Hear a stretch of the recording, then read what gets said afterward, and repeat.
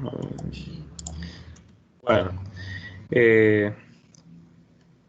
vamos a ver, ayer me quedé, estábamos haciendo ejercicio, ¿verdad? Hicimos un problema de una esfera. Ya vimos los tres tipos de problemas clásicos, que son el de la esfera, el cilindro y el plano. Entonces vamos a continuar. Vamos a ver ahora un ejercicio de dos esferas. Siempre que tengamos esferas, ya sabemos, ¿verdad? Que tenemos que usar la simetría esférica, solo que podemos tener pequeñas variaciones, ¿verdad? En este tipo de ejercicios. Aquí en este caso tenemos dos esferas concéntricas que tienen radios A y B, tales que B mayor que A. La región entre las esferas, es decir, R entre A y B, está rellena con carga de densidad constante. La densidad de carga es igual a 0 en cualquier otro punto. Encontrar E para todos los puntos y expresarlo en función de la carga total Q. Se reducen sus resultados a los valores correctos cuando A tiende a 0. Bien, entonces vamos a ver. Lo que tenemos es una esfera hueca, una esfera de radios A y B.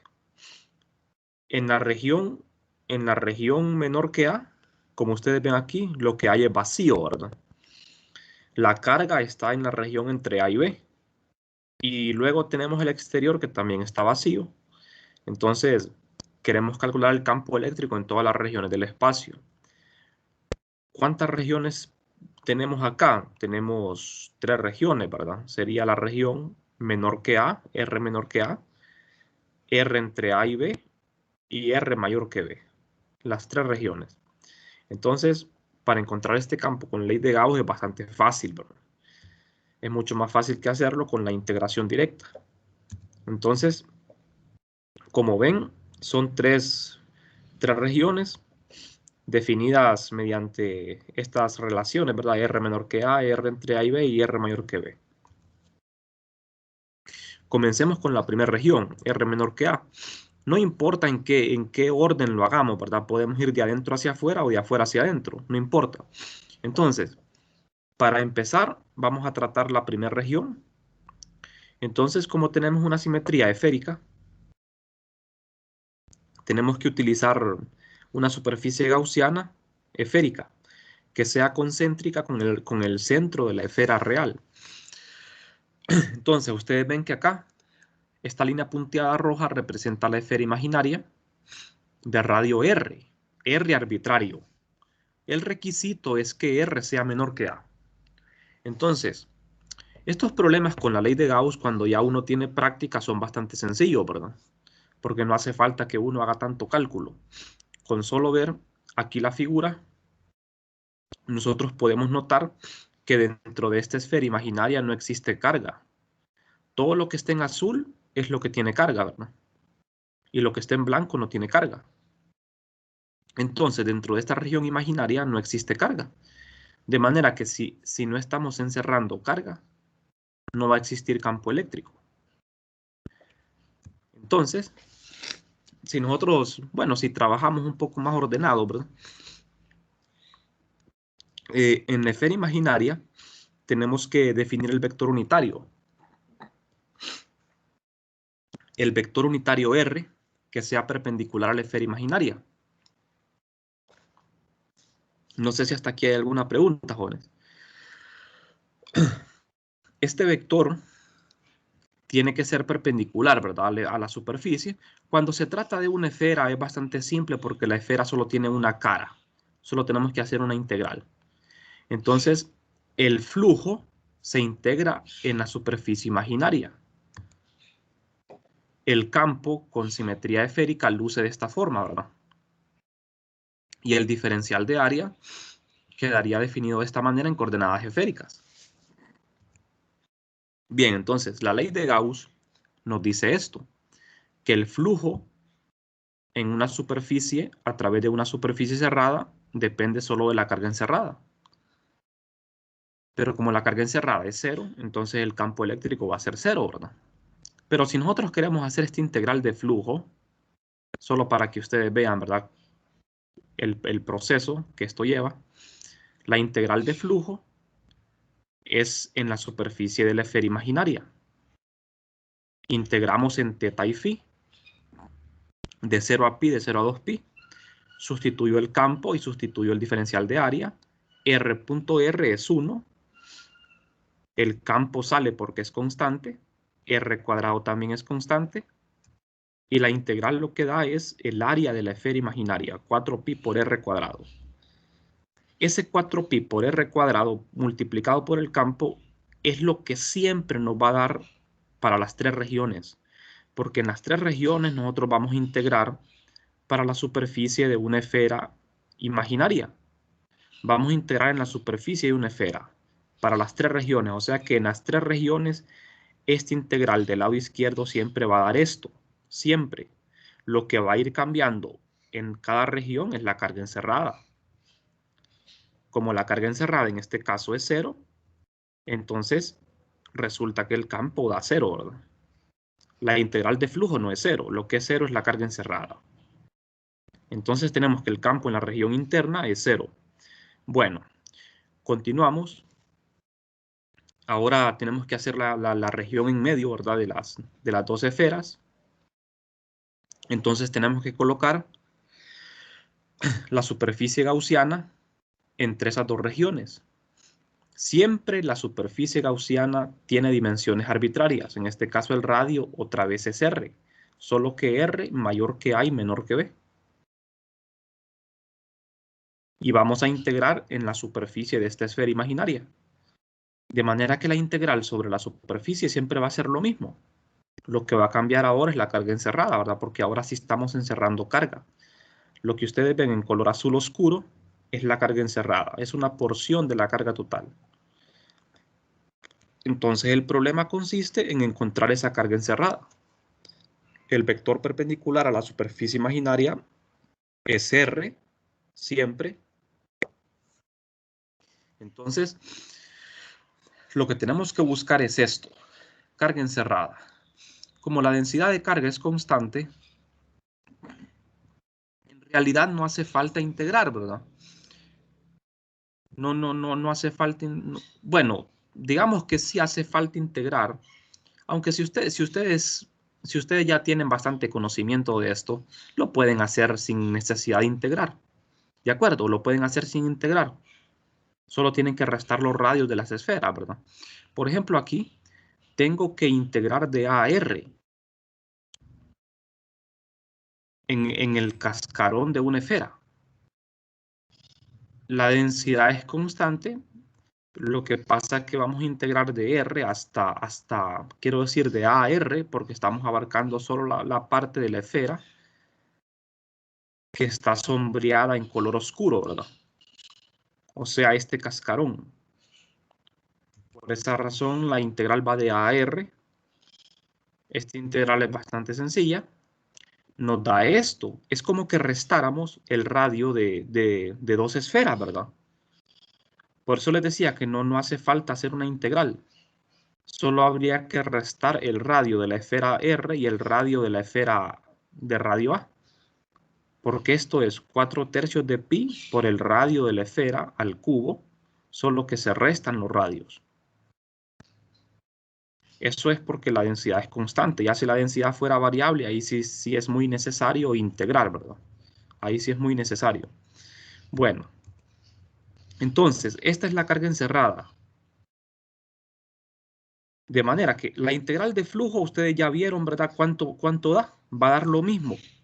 La integral de flujo sobre la superficie de una esfera siempre es 4pi por r cuadrado por el campo. O sea, el área de una esfera multiplicada por el campo. Este es el área de una esfera de radio R. Fíjense bien, cuando se integra para la carga encerrada, se integra en el volumen, se integra en el volumen real, en el volumen de carga. Cuando se integra para flujo, se integra sobre la superficie imaginaria. Los límites son diferentes, ¿verdad? Entonces de acá despejamos el campo. Al despejar para el campo tenemos esto. Entonces, ahora este resultado es necesario escribirlo en términos de la carga. Por eso tenemos que escribir la densidad en función de la carga. Esto lo hacemos fácil, ¿verdad? Porque sabemos de que la densidad de carga es carga entre volumen y como la densidad es uniforme, ¿verdad? Aquí también solo dividimos carga entre volumen de una esfera. No hay necesidad de integrar, ¿verdad? Pero esto es para que ustedes vayan viendo, ¿verdad? La formalidad de todo esto, ¿verdad? Para que sea más formal. Se integra, ¿verdad? Sobre el volumen de una esfera, ¿verdad? Ya se sabe que va a dar el volumen de la esfera, pero de una esfera hueca. Por eso aquí integramos de A a R. Y nos va a dar esto. De acá despejo para la densidad y me queda la densidad en función de la carga. ¿Estamos de acuerdo, verdad? O sea, siempre si uno quiere ser formal, ¿verdad? Uno realiza una integración, ¿verdad? Para encontrar carga o la densidad. Y tenemos esto. Entonces, esto lo sustituyo en la ecuación en la expresión para el campo. Sustituyo la densidad y veo que este término va a desaparecer. R cubo menos A cubo desaparece. Y me queda esto. La carga entre 4pi r cuadrado por epsilon sub 0. Que esto es como la carga, el campo de una carga puntual, ¿verdad? Bien, entonces, vamos con la última parte, que sería para la región R mayor que B. En el caso de R mayor que B, la superficie gaussiana encierra toda la carga. Como ustedes ven, ya esta superficie está por fuera, es R mayor que B, y siempre las superficies gaussianas tienen que ser concéntricas con el objeto, ¿verdad? Con el objeto real. Tiene que ser concéntrica. Si esta esfera gaussiana ya no fuese concéntrica, siempre la ley de Gauss sería válida, pero no podríamos despejar el campo, ¿verdad? Ese es el problema. La ley de Gauss siempre es válida, pero no me sirve para despejar el campo. Entonces, el propósito es que sea concéntrica porque al ser concéntrica el campo eléctrico va a tener el mismo valor en toda la superficie, porque va a estar a la misma distancia del centro, ¿verdad? Ya saben que la integral de flujo siempre va a dar lo mismo, porque es la superficie de la esfera imaginaria. Aquí coloco el vector unitario en la esfera imaginaria y calculamos la carga encerrada. En este caso es bien fácil, ¿verdad? Porque ya sabemos de que la carga encerrada es toda la carga de la esfera. Vamos a integrar de A a B. En lugar de A a R, ahora es de A a B. Repetimos la misma integral. Y nos queda esto. Lo que estamos haciendo es restar los radios, ¿verdad? Solo se restan los radios de las esferas. Entonces ya tengo la carga encerrada y la integral de flujo. Ya sabemos de que es lo mismo. El área de una esfera multiplicada por el campo. Pero de la esfera imaginaria, ¿verdad? Por eso tiene radio R. Y acá despejo para el campo. Y tenemos esto. Este es muy parecido al resultado anterior, solo que en vez de R aparece un B cubo, un B al cubo. Entonces, otra vez, la carga se escribe, quiero decir, la densidad en función de la carga. Ya sabemos de que el resultado es esto. Despejo para la densidad y tenemos lo que queríamos, ¿verdad? La densidad en términos de la carga. Esto lo sustituyo en el campo, se cancela este término y me queda esto. Tenemos que este es el campo para el caso de esta esfera. Bueno, entonces, no sé si tienen alguna pregunta, Juan. Como ven aquí, ¿verdad? Los problemas con ley de Gauss son bastante fáciles, siempre y cuando uno sepa utilizar bien eso de la simetría, ¿verdad? De las superficies gaussianas. Bueno, entonces, algo muy importante que pueden hacer es graficar los resultados, ¿verdad? Al final. Los tres resultados que obtuvimos, ustedes los pueden graficar para ver cómo va cambiando el campo en cada región. Bueno, vamos a continuar. Vamos a ver otro problema. El ejercicio ahora es sobre unos cilindros coaxiales. Tengo dos cilindros coaxiales infinitamente largos que tienen radios A y B, tales que B es mayor que A. Como se muestra en la figura, la región entre ellos se rellena con carga de densidad volumétrica que no es constante, es variable. Este CH significa carga, ¿verdad? Por las iniciales en inglés. Es densidad de carga, es igual a A por ρ a la N. Este subíndice se lo ponen para diferenciarla de ρ, ¿verdad? ρ es la coordenada cilíndrica, ρ. Y esta es densidad volumétrica de carga. Por eso le ponen CH. En coordenada cilíndrica siendo A y N constante, ¿verdad? Entonces, como ven ustedes, esta densidad está variando con la distancia desde el centro del cilindro, que es ρ, donde N es una constante. La densidad de carga es igual a 0 en cualquier otra parte. Encontrar el campo eléctrico para todos los puntos y para qué valores de N y A se deberían reducir sus resultados a los obtenidos del ejercicio 4.7. Ajá, y tenemos que responder si lo hacen. Bueno, pero ese problema 4.7 ustedes lo pueden hacer aparte, ¿verdad? Y comparar los resultados. Acá lo que tenemos es un cilindro hueco.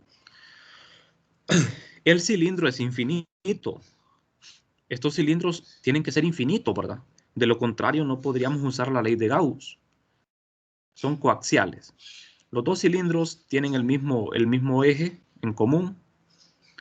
Nosotros vamos a utilizar una superficie gaussiana cilíndrica también concéntrica con los cilindros coaxiales. En este caso también tenemos tres regiones. La región interna, ρ menor que A, la región en medio de los dos cilindros y la región externa. La diferencia, por ejemplo, en este caso, ¿verdad? Es que el cilindro es infinito. La esfera no era infinita, el cilindro es infinito. Pero en todos los casos, las superficies gaussianas siempre tienen que ser finitas, no pueden ser infinitas. Entonces, en la solución,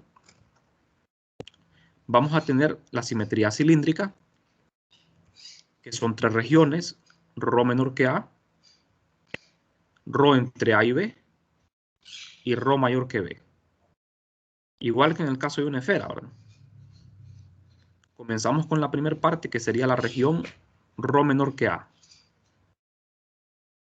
En este caso, hay que elegir la superficie gaussiana, que es un cilindro concéntrico con el cilindro real. Las dimensiones de la superficie gaussiana nosotros las tenemos que colocar, ¿verdad? En el caso de una esfera, la esfera gaussiana siempre tiene radio R.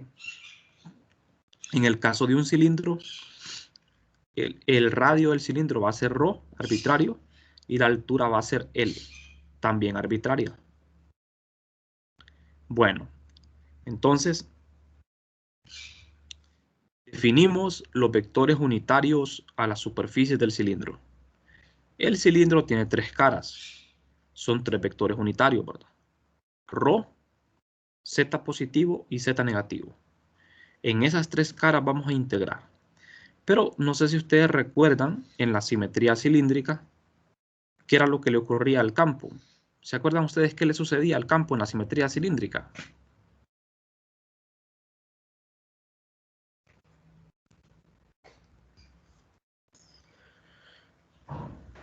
Solo depende de ρ.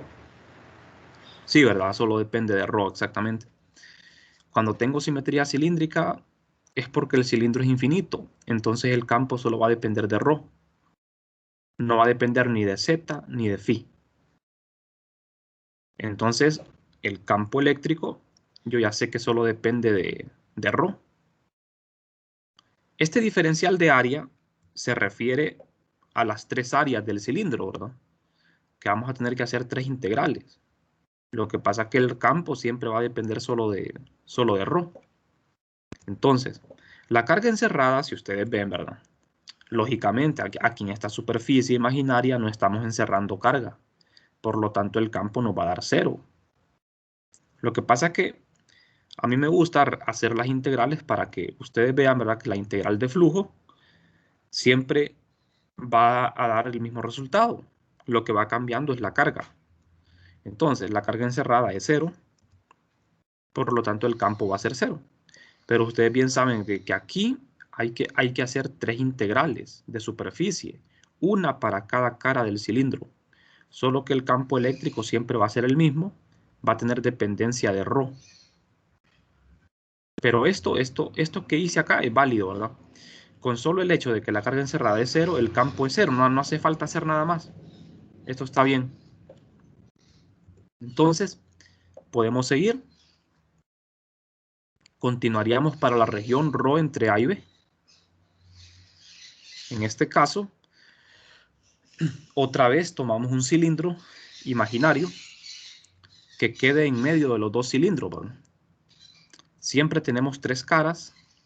Tenemos los 3 vectores unitarios, z positivo, z negativo y ρ positivo. Siempre tienen que ser así, ¿verdad? Porque tienen que quedar por fuera del volumen imaginario.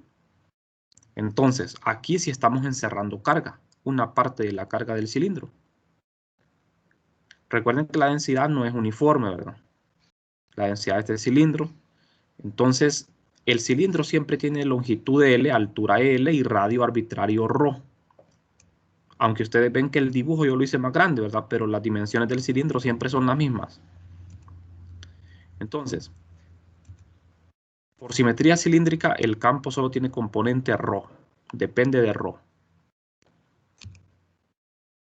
Las 3 superficies, los 3 vectores de área, son estos. Aquí tengo la superficie lateral y las superficies transversales, que son la B y la C, en Z positivo y en Z negativo. Entonces, son 3 integrales las que hacemos. En la superficie B y C, la integral es 0, porque el campo siempre depende de ρ.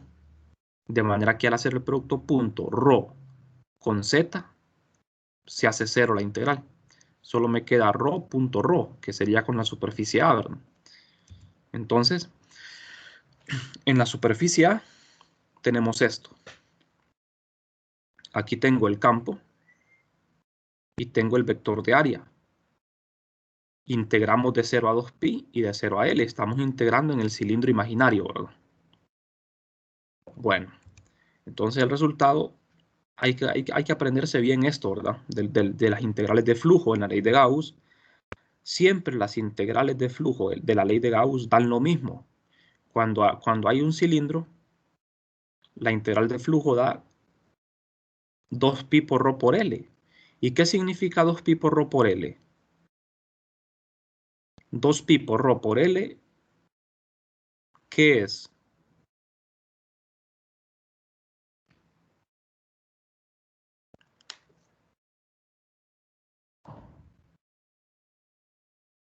Esto representa un área, ¿verdad?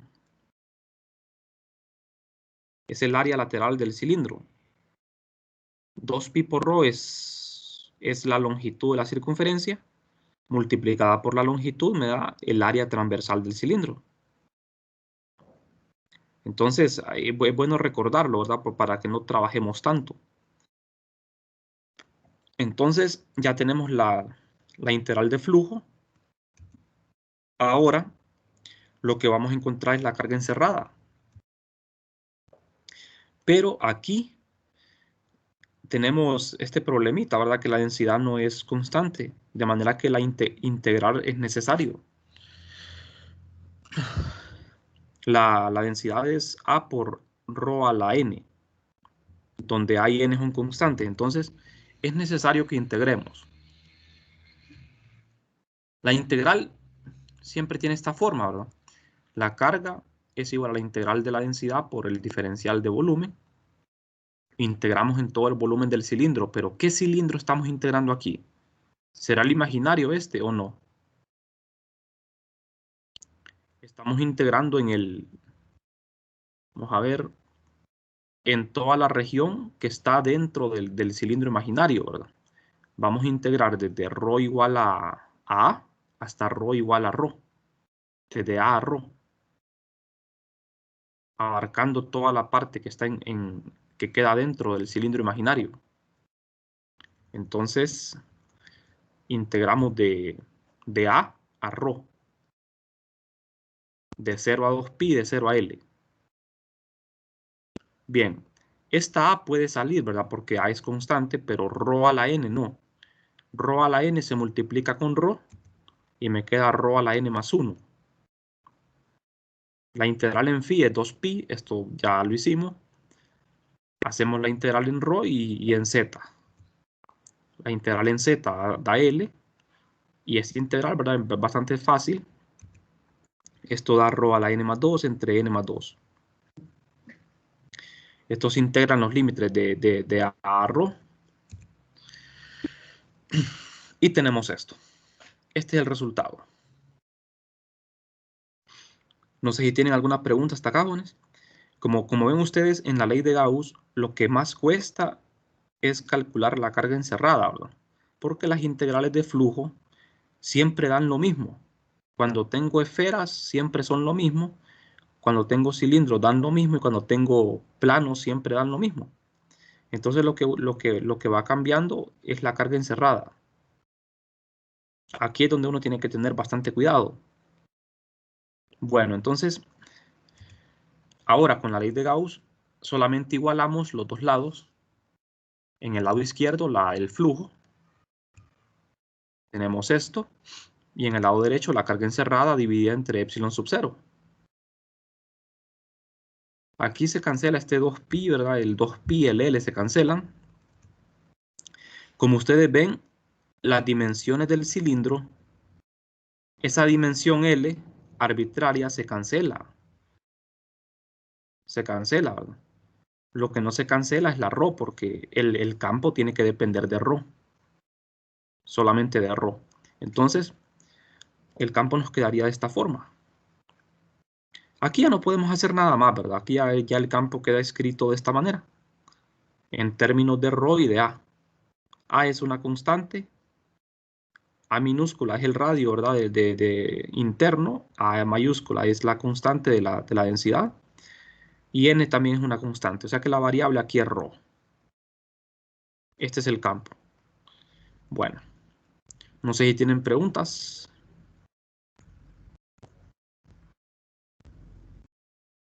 Bien, es muy importante que también sepan hacer las gráficas de estos campos, ¿verdad? Es bueno que aprendan a hacer gráficos para que vean cómo va variando el campo en cada región. Bueno, ahora la última parte sería para ρ mayor que b. Estamos hablando del exterior. En el exterior del cilindro, colocamos el cilindro imaginario ahora por fuera. Siempre el cilindro tiene longitud L y radio ρ. Estamos hablando de las mismas dimensiones, ¿verdad? Ahora la diferencia, lo único que va a cambiar ahora es que estamos encerrando toda la carga. La integral de flujo en el cilindro imaginario siempre es lo mismo. Pero ahora tenemos la carga encerrada que es diferente. Entonces, siempre planteamos así el problema, ¿verdad? Siempre en este orden. Los tres vectores unitarios en la superficie imaginaria. Y en este caso lo que cambia es la carga encerrada. El cambio aquí es en el límite de integración, ¿verdad? Que ahora vamos de A a B. En vez de ir de A a ρ, vamos de A a B. Lo demás queda igual. Hago la integral y se produce esto. Queda B a la n más 2 menos A a la n más 2. Esta es la carga encerrada. Por la ley de Gauss, la integral de flujo no la vuelvo a hacer porque es lo mismo, ¿verdad? Esto da lo mismo. Da el área lateral, 2pi por ρ por L, por el campo, y lo igualo a la carga encerrada total, y el resultado queda así. Lo que cambió fue que en vez de ρ aparece una B, y el campo es esto. Como ustedes ven, bastante sencillo, ¿verdad? El uso de la ley de Gauss. El campo lo podemos resumir así. Tenemos tres campos. 0 si ρ es menor que A. Este campo si ρ está entre A y B. Y este campo si ρ es mayor que B. También es bueno que ustedes puedan graficar estos resultados, ¿verdad? Que puedan resumir esto en un solo gráfico. No sé si tienen preguntas hasta el momento, jóvenes. ¿Alguna consulta? Cuando tengamos densidad de carga variable, como en este caso, que depende de ρ, no nos va a pedir el campo en función de la carga, ¿va? ¿O sí? No, fíjese que en estos casos no. Generalmente no se acostumbra a pedir el campo en función de la carga, solo cuando la densidad es constante. Porque en este caso le quedaría demasiado complicada la expresión. Si usted quiere convertir esto otra vez a carga, se le complica mucho. Tiene que volver a integrar y es muy difícil. Siempre se podría porque existe una carga total, ¿verdad? O sea que poder se puede, lo que pasa es que se complicaría demasiado. Generalmente es mejor dejarlo así. Algo interesante acá, para que no cometan errores, es que fíjense en algo. En los resultados no aparece la densidad de carga, porque la densidad de carga es ρ sub CH. Este ρ que aparece aquí es de la coordenada cilíndrica ρ, no es ρ de la densidad de carga. Vamos a ver si pueden ver acá el planteamiento del problema en el enunciado. En el enunciado se plantea así, miren. La densidad de carga es ρ sub CH. Es por la palabra en inglés de carga, ¿verdad? Que le ponen CH. Es igual a A por ρ a la N. Este ρ este ρ no es densidad. Este ρ es el radio en coordenada cilíndrica, ¿verdad? Entonces el resultado nos queda en función de ρ, no de la densidad de carga. ¿De acuerdo? Aquí aparece solo ρ y B. Tanto ρ como A y B son radios, ¿verdad? Todo esto son radios. O sea que el resultado no queda en función de la densidad de carga, queda en función de los radios. Bueno, entonces aquí tengo los tres campos, todos los campos dependen de ρ, van en la dirección radial, en ρ. Hay una pregunta en el problema, ¿verdad? Que nos dice que ¿qué sucede si n es igual a 0 y a es igual a 0? Si hacemos en estos resultados que n sea 0 y que a sea 0, vamos a ver algo, vamos a ver. Si a es 0, este término desaparecería. Si n es 0, me queda ρ a la 2. Acá me queda b a la 2. Acá quedaría 2, ¿verdad? Aquí en el denominador. Entonces, al hacer ese cambio, tenemos para la región en medio, ρ mayor que A y menor que B, tendríamos esto. Tendríamos este caso. Ustedes lo que tienen que hacer es compararlo con el problema anterior y ver si le da el mismo resultado. Este sería el campo. Aquí esta ρ no es densidad de carga, es la coordenada cilíndrica. Me está indicando de que el campo varía con la distancia en el interior. O sea, este cilindro, al hacer A igual a 0, jóvenes, lo que estamos diciendo es que el cilindro ya no es hueco. El cilindro es relleno, ya no es hueco, porque estamos haciendo A igual a 0. ¿Qué le sucede al otro resultado? Al resultado para ρ mayor que B. Si A es 0 y N es 0, nos queda esto. Tienen que comparar también este resultado con el problema anterior, ¿verdad? Anterior a este. Y nos da esto. Ahora el campo depende de 1 entre ρ. Porque estamos hablando de fuera del cilindro, ¿verdad? El campo tiene que ir disminuyendo con la distancia. En el interior el campo va aumentando con la distancia y en el exterior va disminuyendo con la distancia. Entonces estos dos resultados están correctos. Otra cosa importante también aquí a notar es que ¿qué sucede en la frontera, verdad? ¿Qué sucede en la frontera? Eso es bueno que lo hagan ustedes en su casa. ¿Qué sucede, por ejemplo, en la frontera. ¿Cuál es la frontera? Rho igual a B. ¿Qué pasa si ustedes hacen aquí Rho igual a B? En el segundo resultado, les tendría que coincidir con esto, ¿verdad? Y sí les va a coincidir, ¿verdad?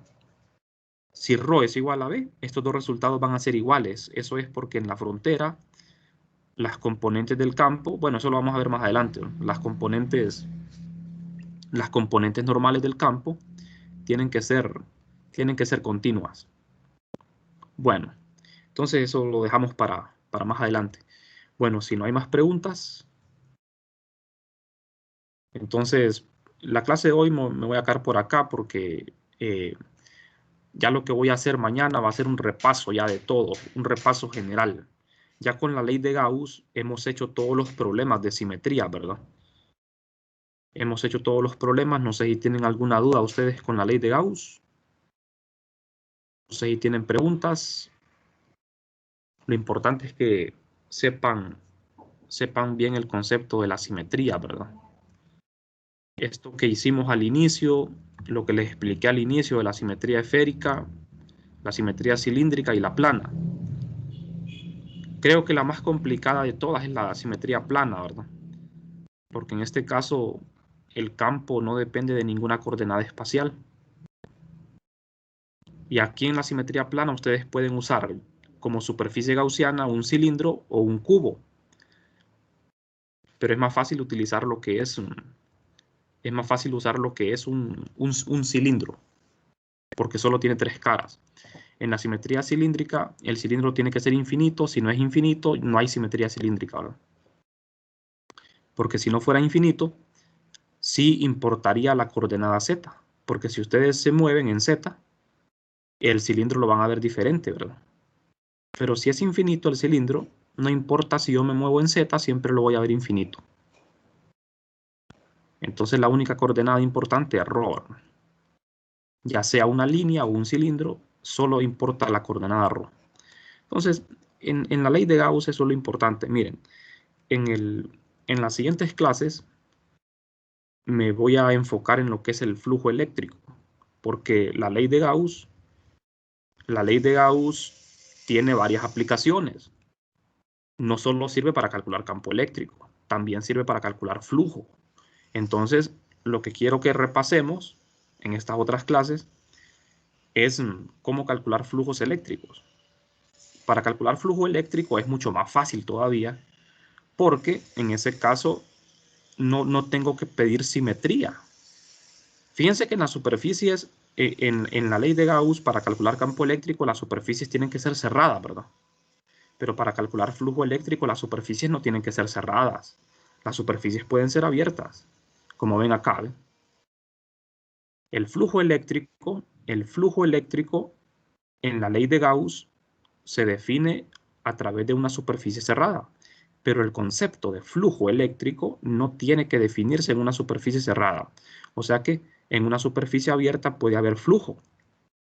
Esto se refiere a que si yo tengo una superficie imaginaria abierta, esta superficie es abierta, es una hoja de papel, esta superficie es atravesada por campo eléctrico. Entonces, ¿cuál es el flujo eléctrico a través de esta superficie? ¿Cuál es el flujo? Lo calculo con esta integral. Pero para eso tengo que conocer el campo. O sea que aquí estamos haciendo al revés, ¿verdad? Aquí yo tengo que saber el campo eléctrico. Y lo integro en la superficie imaginaria. Y eso me da el flujo eléctrico. Lo único que en la ley de Gauss la superficie era cerrada. Pero igual, ¿verdad? El flujo eléctrico, el concepto es válido para superficies abiertas y superficies cerradas. ¿Estamos de acuerdo, no?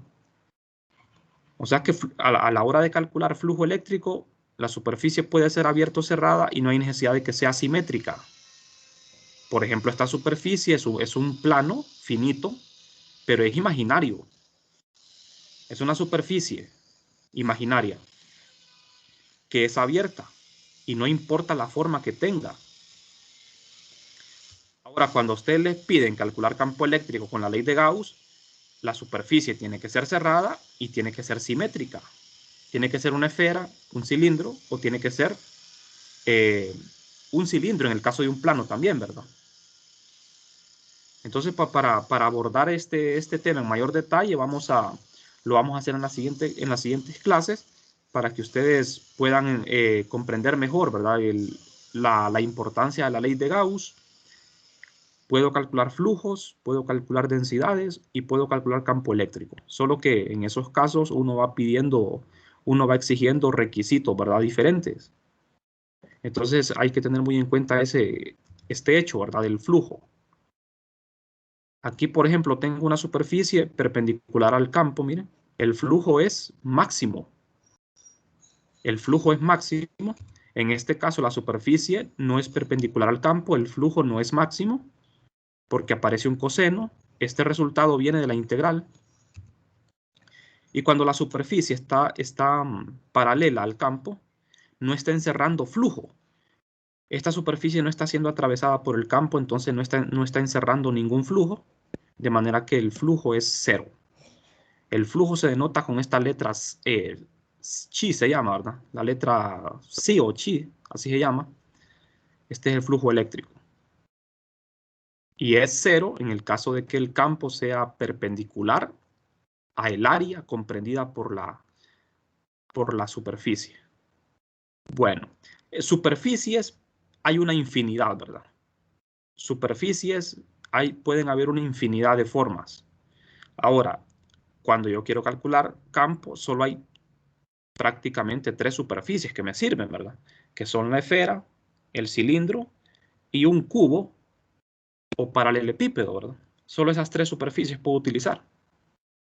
O sea, eso es algo que hay que tenerlo bien, bien claro, ¿verdad? En la simetría cilíndrica usamos un cilindro, en la simetría esférica una esfera, que eso es lo que acabamos de hacer, ¿verdad? Usamos una esfera, en la simetría plana usamos un cilindro también.